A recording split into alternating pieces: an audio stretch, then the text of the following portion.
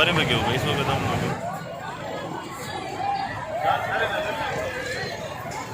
ये आवाम का जम्मे गफ़ीर राशन की तकसीम की तरफ टूट पड़ा।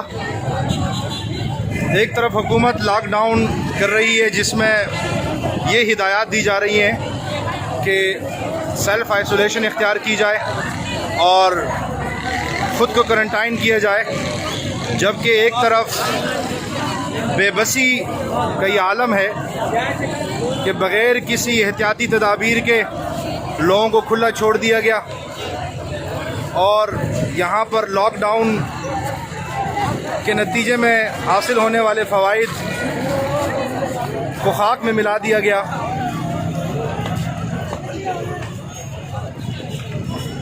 ये सूरत हाल है कैदाबाद से मुंसलिक इलाका मंजिल पम्प की।